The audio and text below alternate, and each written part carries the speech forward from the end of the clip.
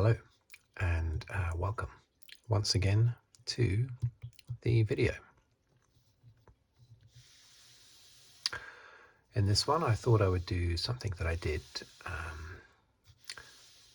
a few weeks ago, and that is just a little look at a few items, 3 specifically, that are in the news. Formula One news, basically. I'm probably releasing this on the weekend of the Dutch Grand Prix. I think that's when I'm planning to release this one. And then a week after that, I'm going to release a video, little comparison video between Lewis Hamilton and Michael Schumacher, which was requested. But that'll be the following week. This coming, well, I say this coming Saturday because of when I'm recording this at the moment. But yes, the Saturday of the Dutch Grand Prix should be when this little item is released. So let's have a little look at some of the news items, some of the things that are in the news at this precise moment. I'm recording this, as I say, the week before the Dutch Grand Prix, so Monday the 21st to be exact, as today's date. Important to know when you're talking about news, in case any of that news changes. So, 3 things that I just wanted to briefly talk about. Which one shall I start with first? The 3 items are Massa, Felipe Massa, looking to sue the FIA, thanks to some comments by Bernie Ecclestone. Another one is Fernando Alonso and what he had to say about his former teams and his current team. Not saying about his former teams, but saying about his moves, basically his former moves. And David Croft and his ideas on a sprint championship. But let's start at the top, shall we? At the one that's probably got me talking the most about, and that's Felipe Massa. Now,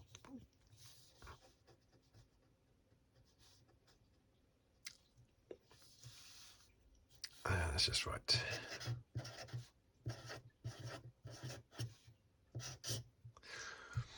So, Massa v FIA.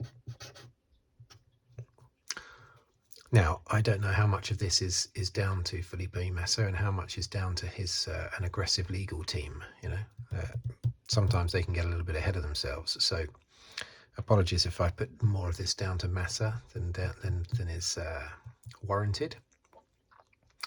But basically, I think a few days ago, no, actually longer ago than that, wasn't it? Back in May, apparently, I didn't know it at the time, but Bernie Ecclestone did one of his things that he likes to do. He likes to cause a bit of a stir, Bernie Ecclestone, every now and again, doesn't he? He'll just randomly attack a driver, or randomly praise a driver, or randomly just say, oh, the drivers in the past are better than today, and then a week later he'll say the drivers of today are better than previous drivers. And he's been doing that for years. When he was in charge of Formula One, he was doing that as well. I don't know what his game is there, apart from just maybe having fun. Didn't he even support Nelson Piquet and the recent scandal with Piquet and his comments about Lewis Hamilton? I'm sure Ecclestone defended Piquet then, simply because it's the shocking thing to do, and Bernie Ecclestone likes to shock people, basically. And he apparently said, although he says he can't remember saying it, and I don't necessarily think he's lying, because he's 93, isn't he? So he probably has forgotten saying it. And he just comes out with these random things. It's the sort of thing I would expect him to say. This comment that I'll get around to in a moment. It's the sort of thing I'd expect him to say, but he's maintaining that he can't remember saying it. And that is that he has said that both he and Max Mosley were aware immediately after the controversial Singapore Grand Prix in 2008, where Nelson Piquet was told by the team to crash so that his teammate Fernando Alonso would be in a better position to win the race. And that was down to frustration because Alonso had looked really quick all weekend. The Renault had struggled all year, but this was the one race where they thought they could do really well. And Alonso was great, doing really well. And then some issue during qualifying pushed him right down the grid. And it frustrated the team so much that Briatore and possibly others told Nelson Piquet Jr. to take a dive, basically. Take a dive in the 14th, he was told. Lap 14. So he crashed, and the resultant safety car helped Alonso. Alonso just thought he was lucky, but of course the team knew when the safety car was going to come out because the team had arranged it with Piquet. So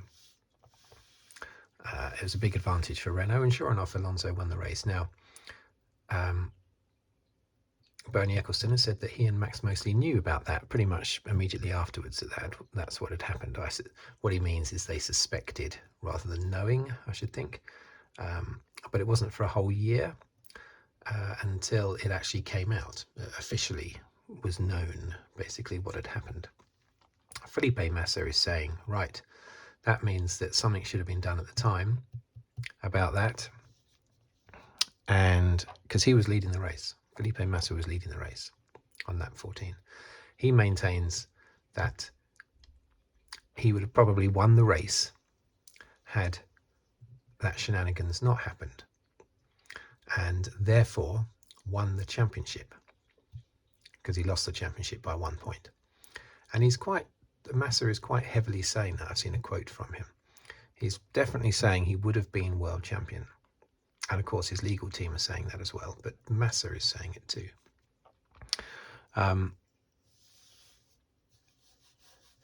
Let's just put Bernie Ecclestone. Now, I of course have an issue with that. Well, not of course necessarily, but I do have an issue with that. For starters, Massa had a horrific pit stop at that Singapore Grand Prix, where he came into the pits, changed tyres, and basically he left his pit box with the entire Ferrari pit crew and equipment still attached to his car, and he drove down the pit lane looking like he'd just got married. All this stuff attached to the back of his car. He was dragging along the fuel hose and other bits of pit. I'm sure there was a dustbin in there as well that was attached to the back of his car. Anyway, who's to say that that wouldn't have happened? And that basically knocked him out of the race. I think he had to pull over and retire. Well, couldn't that have happened in a normal pit stop? Why are we to think that that only happened because Piquet had his accident? Massa was going to have a pit stop, wasn't he? So I assume, what were the rules back then about having to race on two compounds? Anyway, I can't remember, but that could have happened in any on a normal pit stop, even if Piquet hadn't crashed. Why does Massa think that wouldn't have happened? Also, why does Massa think that because he was leading on lap 14, it means that he would have won the race? Or maybe he thinks, at least I would have scored 1 point, which is all I needed. Well, you say it's all you're needed, but you're basing that on the whole championship. The fact that you lost the championship by 1 point doesn't come down to that one race. Of course, it did in Abu Dhabi in 2021 for Hamilton, because that was the last race of the year. So obviously that was more important, you know. But this wasn't the last race of the year. This was about 2/3 of the way through the season. So in my view, there's no way Massa can say, there's no way that anyone can be sued. You can't sue the FIA. You can't sue Ecclestone. You know, it's ridiculous, basically. It's a complete waste of time. He's paying his legal team probably millions every hour, millions of dollars every hour, to put together a case. It's a complete waste of money. What are they going to do? Give the 2008 championship to Massa? He's not expecting that, obviously. He's looking for financial recompense. He's not going to get it. Obviously, he's not going to get it. He did not lose the championship over that. Because what about Hamilton at the Belgian Grand Prix that year? Hamilton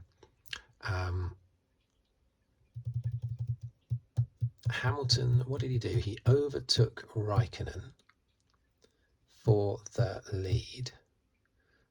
But he then went off, is that right? He then went off the circuit or something in doing so. So he had to give the position back. So he allowed Raikkonen to pass him. And then at the next corner, Hamilton immediately repassed Raikkonen and went on to win. And after the race, he was given a 25-second penalty, which gave Raikkonen the win, moved Massa up to second place and demoted Hamilton to third place. So behind Massa, when he would have been 2 places ahead of Massa. And the argument was that Hamilton had repassed Raikkonen too quickly. Not enough time was given. And yet I've seen that happen so many times, both before that race and after that race, where someone has given a position back and then immediately taken the position again at the next corner. So that rule about having to leave a certain period of time between giving the place back and overtaking again, that rule only seems to have been for the Belgian Grand Prix in 2008 for Lewis Hamilton. So Hamilton was very unlucky. Is Hamilton going to sue the FIA? He doesn't need to, because he won the championship. Had he lost the championship by 1 point, should he sue the FIA for that? That's ridiculous. So if Massa was unlucky in Singapore, then Hamilton was unlucky in Belgium. Some people incorrectly say that Hamilton was lucky that it rained in the last 2 laps of the Brazilian Grand Prix, the final race of the season in 2008. But unfortunately, these people completely overlook the fact that Hamilton was comfortably in the position to win the championship. He was in 5th place with 15 seconds ahead of Timo Glock, with about 6 laps to go. He was going to be world champion. It then rained, and everyone came in for rain tyres, apart from Timo Glock, which is why he got past Hamilton. So Hamilton then comes out the pits. He's in 6th place and in a position not to win the championship. It then stops raining. So not only was Hamilton unlucky that it rained with 6 laps to go, he was then also unlucky that it stopped raining just after he and others had put rain tyres on. Then, yes, he was lucky that it rained on the penultimate lap, thus making it impossible for Glock to stay ahead of Hamilton. But everyone goes on, not everyone, but a lot of people focus on the rain in the last 2 laps and completely ignore the bad luck for Hamilton of it raining with 6 laps to go, and then the bad luck again of it stopping raining after he had changed onto wets. So that was in the same championship year, 2008. Hamilton nearly lost the championship due to rain there right at the end of the race. So I think Massa, I've always thought that Massa has been very well controlled and polite over what happened in that last race, because unlike Abu Dhabi in 2021, it wasn't an unjust application of some new for that race made up rules influenced by another team. Instead, it was just down to not even bad. It's not bad luck. As I said, Hamilton had bad luck, the fact that it rained and then stopped raining, and then he had luck that it rained. So it's just unfortunate, basically, for Massa that he lost the championship by 1 point, and Hamilton got past Glock on the first part of the last corner. But that's not unfair in any way. That's just unfortunate for Felipe Massa. But he's always taken that. He's taken that very, very well, always, I thought, until now, when he's now kicking off. He's been triggered, basically. Let me just have a little drink.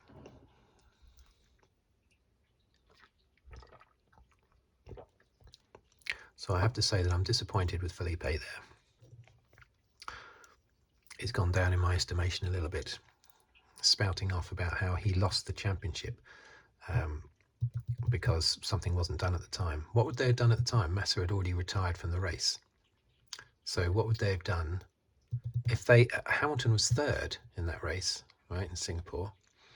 So if they had disqualified Alonso, which is the only thing they could have done after the race, if Bernie Ecclestone and Max Mosley knew about it immediately after the race, if they had done that to Alonso, Hamilton would have moved up from third to second place. So, Massa would have still retired. So, it's ridiculous. His legal team are describing it as a conspiracy at the highest level. Again, that's nonsense. I mean, I think that's nonsense even for Abu Dhabi 2021. I just think that was Michael Masi succumbing to pressure from an out-of-order Red Bull team, basically, who were probably surprised that they hassled Masi into doing something that they wanted, but I suspect they were very surprised when Masi actually did it. I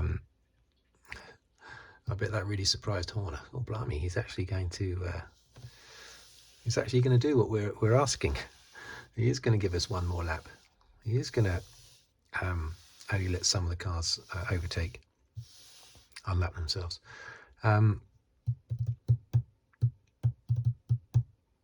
So basically, yes, I've forgotten what my train of thought was now. What's my train of thought? Can't remember. Anyway, Massa, basically, my point is that Felipe Massa cannot go anywhere near the FIA on this. It's ridiculous to suggest that there was any kind of conspiracy involved. That's right, that's what I was talking about, wasn't it? There's no conspiracy. Ecclestone and Mosley, if they stayed silent afterwards, it was probably because they just wanted to. It was a big scandal potentially, so they didn't want it to blow up. So they kept quiet about it, but it was not intentional in any way. So it wasn't a conspiracy. And as I say, all they could have done is disqualified Alonso, and all that would have done is moved Hamilton further up the field. So silly Felipe Massa, I say. I reckon he's following someone. I reckon someone's behind the scenes. Well, probably his legal representative, who gets paid millions, is probably persuading him to take action. Right. So Alonso. That's the other thing in the news, isn't it? Oh dear. Oh dear. Look at that.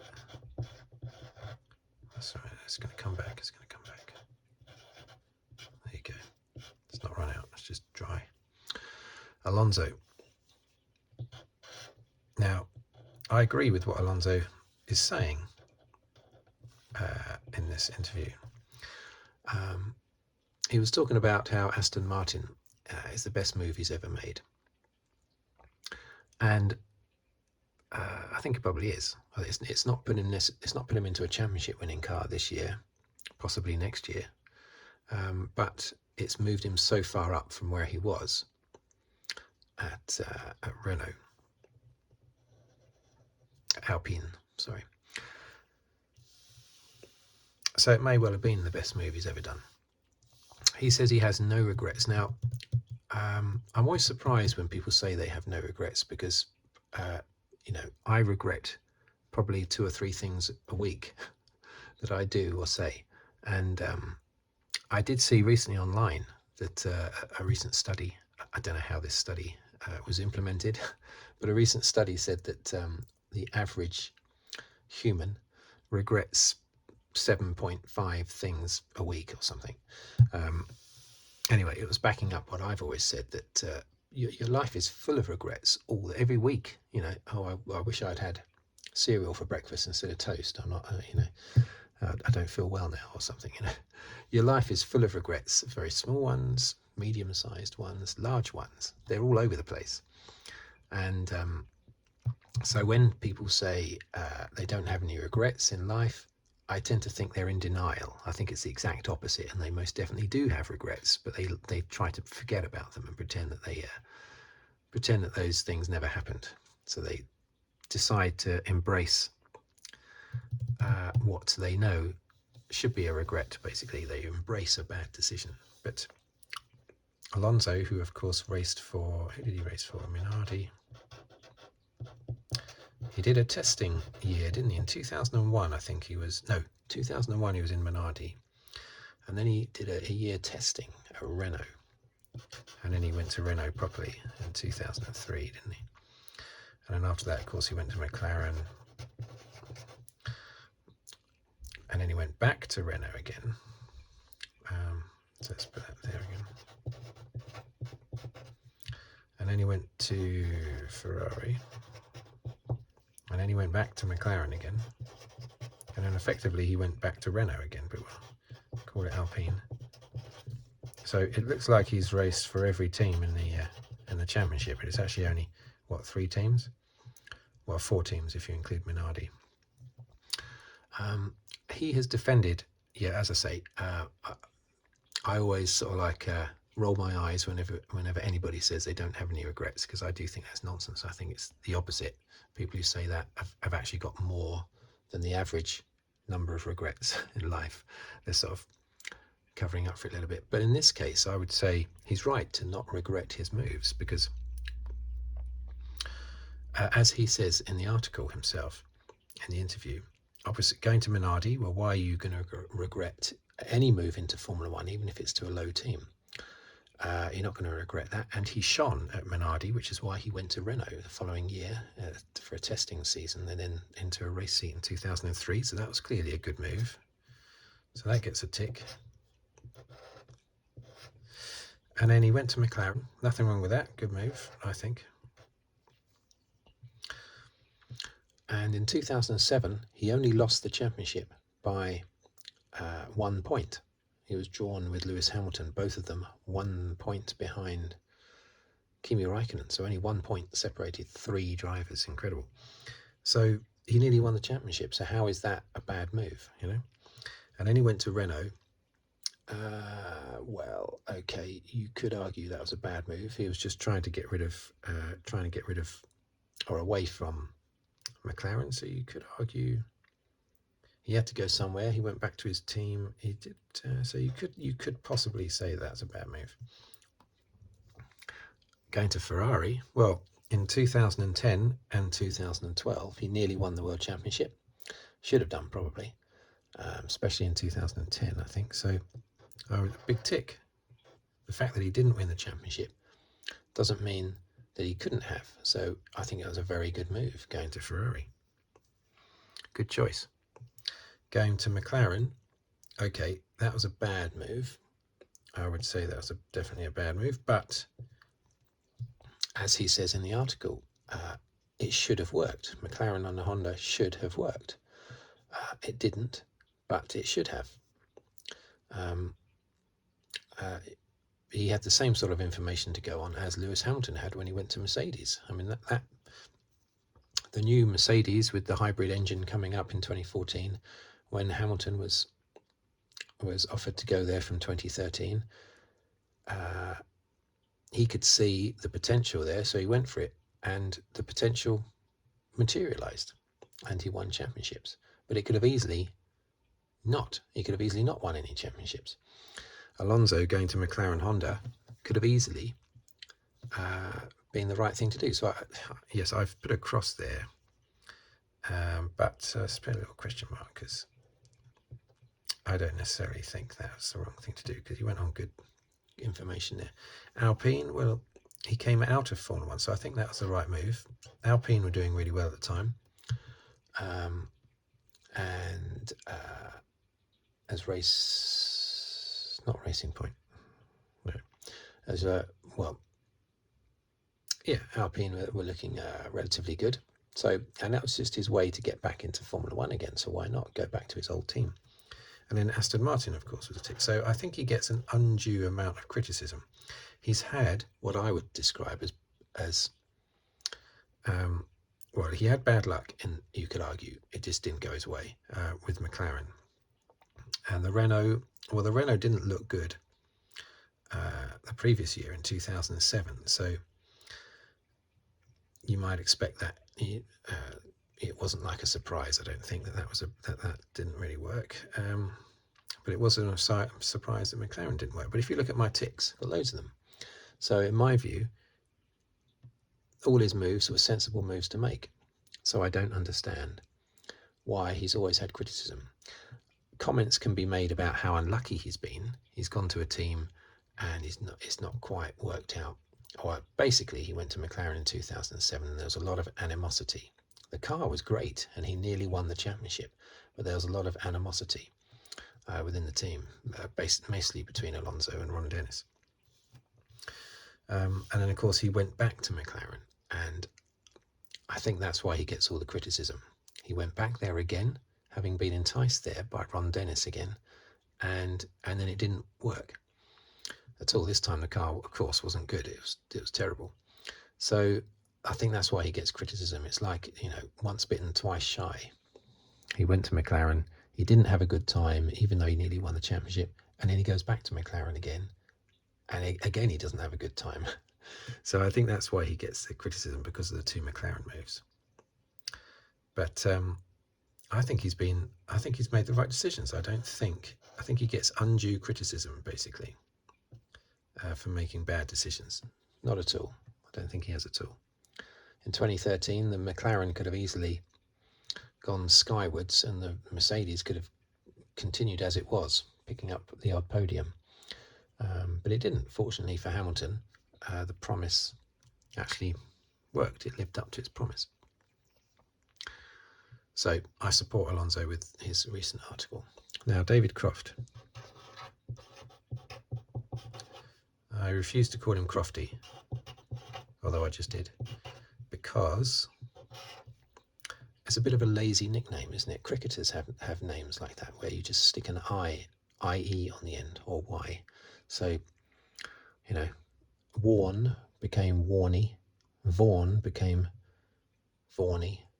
You can't do it with all of them. Peterson didn't become Peterson-y.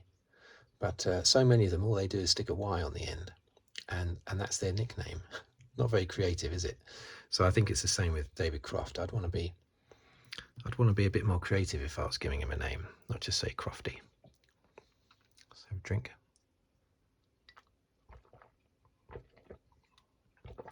Love his commentary, though.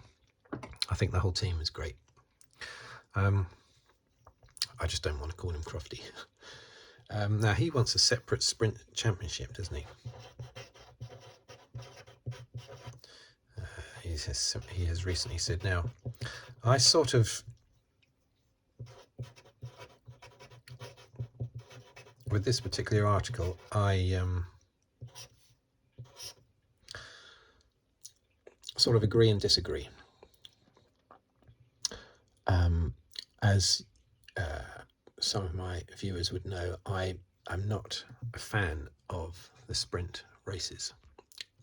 I would rather there be sprint races than practice sessions. But what I would really prefer, as I've said before, is that they just make the actual main Grand Prix a bit longer. I'm sure the drivers can cope with, say, an extra 10 laps. That's all I'm asking for. Just make it 10 laps, just make it a bigger thing.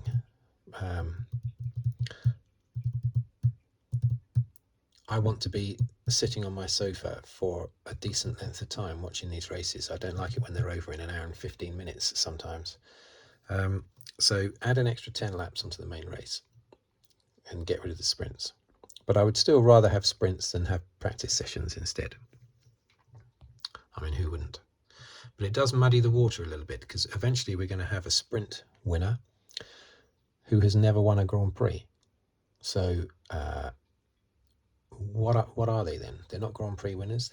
What are they? Sprint winners. In F2 and F3, you are considered a winner regardless of whether you have won the feature race or the sprint race. You are still a winner in that category, an F2 winner.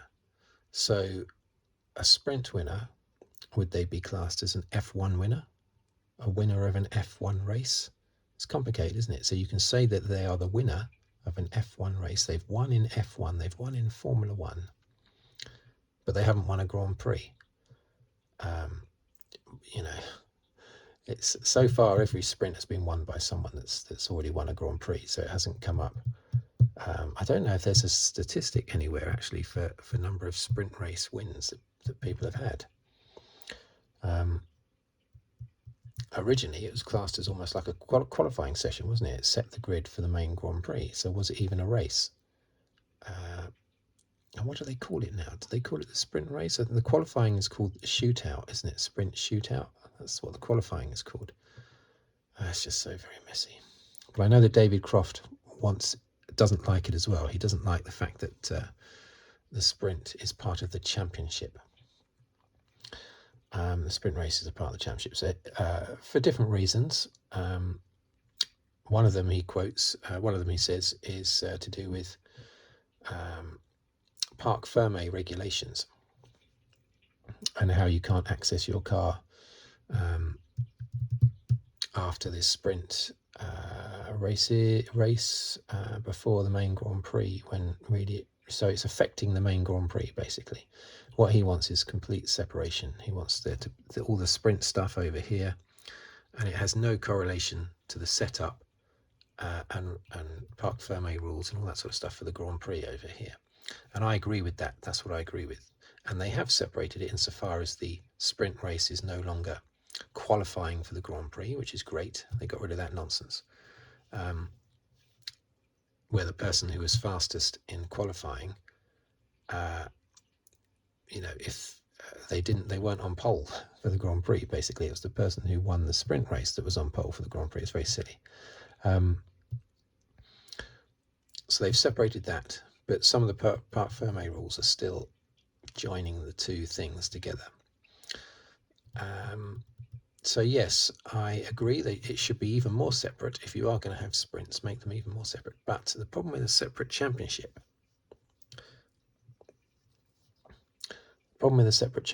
is that who's going to be interested in what Formula One team is going to be interested in taking part, risking their cars to take part in a sprint championship? David Croft suggested that the teams would have a choice. You can either take part or not. What team is going to risk their engines? Okay, maybe they'll have separate engine allocations for the sprints, but then again, that's not very environmentally friendly, is it, to have more engines for the sprints? So, a separate allocation of engines for that. But who's going to want to risk their team and risk their driver having an accident, getting injured? Who's going to want to do that? If you're in a championship battle, you're not going to want the championship contenders, their teams are not going to want them to be taking part in other races that are not to do with the championship. No one cares about a sprint championship. If they suddenly created one, there's no history behind it. There's no legacy behind it. They're little tiny short races. No one cares. So it's fun to watch, but no one's going to care about who is sprint champion. You would get lesser drivers taking part. Maybe you could have a sprint championship. I'll tell you, the only way it would work, in my view, is if you had a sprint championship that did not have any of the 20 Formula One drivers in it. Instead, it had test drivers. I just suddenly thought that just now on the spot. That's how a sprint championship would. I don't think David, I don't think Davy Crofty. I don't think David Croft said that in his piece. If he did, then maybe I have picked up on that without, subconsciously. But I don't remember seeing it in his piece, and I've just, to the best of my knowledge, thought of that up myself just now. Wouldn't it be good if it was reserve drivers? So no one from the top 20. I think he did suggest other drivers being able to take part, but he wasn't. I've taken it one step further and saying maybe no drivers from the actual Formula One Championship should take part. But then you could just call that F2, couldn't you? Because that's what F2 is really. So in a way, what's the point? But there are plenty of drivers who are not in F2 and instead are reserve drivers or test drivers in F1, especially people that have won F2. Once you've won the F2 championship, you're not allowed to still compete in it. So I think that's the only way the sprint championship would work, is if you didn't have any of the top drivers in it, because most of them wouldn't want to be in it anyway, so you might as well take them all out. And it's like an introduction to full F1. But then again, that's what F2 is, isn't it? And even takes place on the same weekends as well. So that idea I just came up with a few seconds ago, I've scrapped it already, because it is just like F2. There's no difference really, is there? I mean, yes, it's in Formula One cars, but you would have to force the teams to take part, because the teams wouldn't want to risk their cars either. They've got to pay for those cars. You'd have to force the teams to. It's too messy. It's too messy. Get rid of the sprints entirely, and so that we can get rid of this whole who is a Grand Prix winner and who isn't nonsense. Get rid of it entirely, and just add 10 laps onto the Grand Prix. Because having the sprints there is muddying the waters of what a Grand Prix of the Grand Prix statistics, basically. I always quote British Grand Prix of 2021. Lewis Hamilton was fastest in qualifying, fastest person on the track in qualifying setup. But who started on pole? Max Verstappen, because Verstappen won the sprint race that Hamilton was on pole for, because he qualified first in the qualifying. I mean, it's ridiculous. So therefore, Verstappen started on pole because he won a race, and Hamilton was second on the grid when he was the fastest in qualifying. Now, had the fastest in qualifying actually been on pole for that Grand Prix, which should have happened, then that accident would probably never have happened. Hamilton getting past Verstappen, because he was a lot quicker than Verstappen. Although you could argue that then it would have been Verstappen all over the back of Hamilton. Anyway, so there you go. That's my ideas on that. I think David Croft, I agree with his thoughts about sprints, bothering F1, the actual proper championship, Grand Prix. Basically, yes, they are. The sprints are. But having a separate championship, I don't think works. You just got to get rid of the sprints and increase the number of laps in each Grand Prix. And Alonso, yeah, thumbs up to Alonso for what he's been saying. He's defended his moves, and I totally agree with him. Nothing wrong with the moves he made. It just looks bad, the fact that he went to McLaren twice and each time there were problems. And Massa, stop throwing all your money at lawyers and let it go, which I thought he had. Because you didn't lose the championship over what happened in the Singapore Grand Prix. Because Hamilton was lost a win at the Belgian Grand Prix, which he shouldn't have done. So, and you can't say that one race partway through the season is why the season ended the way it did. You can if it's the last race of the season, like in Abu Dhabi 2021. You can't say it when it's partway through the season, because that change in points, say if Massa had won that race, might make Hamilton be more aggressive or something in other races after that. It changes everything, like a chaos theory, is it, or something, where a butterfly beats its wings on one side of the world, and because of that, on the other side of the world, there's a tsunami. That sort of chaos theory thing, and it's a bit like that. You can't say that all the other races in the championship after Singapore would have gone exactly the same way. There would have been a difference in the points. They hadn't had Massa won, and why does Massa think he would have won anyway? They would have. I've gone over this already, haven't they? But they would have disqualified Alonso, which would have pushed Hamilton further up the field. Massa had already retired. Anyway, so that's just my thoughts going into this Dutch Grand Prix weekend. Now, I think Verstappen has won the last 9 races, hasn't he? So isn't he ready for number 10? I think, isn't he? We'll see if he gets it. It won't bother me if he does. It'd be quite a neat statistic. So thank you for watching. Thank you for listening. And if you'd like to subscribe, please do so. Or comment or like the video. And I will see you on my next video, which will no doubt be a rundown of the Dutch Grand Prix, which won't be replaced on Monday. I probably won't be able to record the video till Tuesday or Wednesday, so it'll be 1 or 2 days late. But anyway, that's hopefully when I will next see you. Thank you once again, and goodbye until next time.